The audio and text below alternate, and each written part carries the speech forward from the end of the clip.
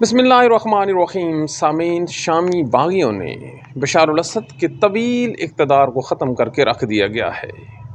ये इक़्तिदार जब टूटा तो इसमें उन फ़ौजी हुक्मरानों के लिए ज़रूर इबरत का पैगाम है जो समझते हैं कि अवाम की अहमियत कुछ नहीं है, और अगर आपके हाथ में बंदूक है, गन है, आर्मी लड़ने वाली है, लड़ाका तैयारे हैं, तो आप लंबे अरसे तक नहीं बल्कि ता क़यामत हुक्मरानी कर सकते हैं। बशार अल-असद जो समझता था कि जो शामी अवाम है उसके कोई हकूक़ नहीं हैं, और जो हकूक़ हैं वो मेरी नज़र में वो हैं जो मैंने उनको दिए हैं। आज जब बागी टैंकों पे चढ़कर नाच रहे थे और अवाम निकल के शाम के झंडे लहरा रही थी, तो मुझे ख़्याल आया कि ये पैगाम लेकर मैं पाकिस्तान के उन फ़ौजी हुक्मरानों को जो इस मुल्क में करता धरता हैं उनको जाके दिखाऊं, बताऊं कि असल हालात वाक़यात क्या हैं। हजूर अनवर इसमें आप लोगों के लिए भी एक इबरत और एक सबक का पैमाना है। क्या नहीं था बशार अल-असद के पास, और क्या कुछ है आपके पास जो उसके पास नहीं था। यकीनन उसके पास वो सब कुछ था जो आपके पास अब भी नहीं है। उसके साथ अवाम की एक लिमिटेड पावर थी, उनके पास एक सेक्ट की अहले तशी की एक मुकम्मल सपोर्ट थी, उसे ईरान रूस की हिमायत भी हासिल थी, लेकिन उसने अपनी जो कौम थी उसको तकसीम करने का फ़ैसला किया।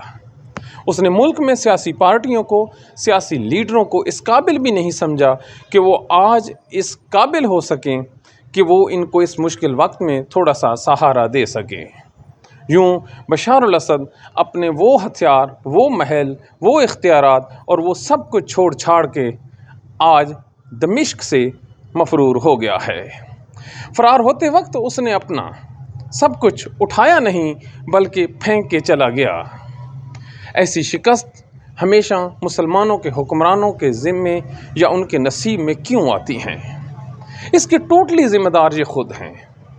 मुसलमानों का अलमिया है कि इन्होंने सब कुछ अपनी ज़ात तक महदूद करके रखा हुआ है।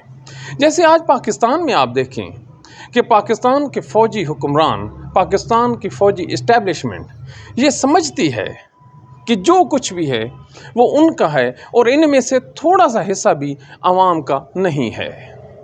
1971 में पाकिस्तान की फ़ौज को जब शिकस्त हुई थी तो उसकी यही वजह थी जो आज बशार अल-असद की है। बशार अल-असद भी समझता था कि ये अवाम कीड़े मकोड़े हैं, और पाकिस्तान के 1971 के फ़ौजी हुक्मरान भी समझते थे कि अवाम इनके नज़र में रेंगते हुए कीड़े हैं। जब चाहा इनके ऊपर टायर चढ़ा दिया, कुछ मर जाएंगे, कुछ साइड पे हो जाएंगे, जो बच जाएंगे वो इबरत पकड़ के साइड पे हो जाएंगे। आज बशार अल-असद पूरी दुनिया में कहीं नज़र नहीं आ रहा, बल्कि किसी खुफिया कमीन गाह में मोबाइल बंद करके ये नज़ारा देख रहा होगा कि उनके जो बाप का मुजस्मा है उसको गर्दन से पकड़कर गिरा कर और उसे गलियों में घसीटा जा रहा है।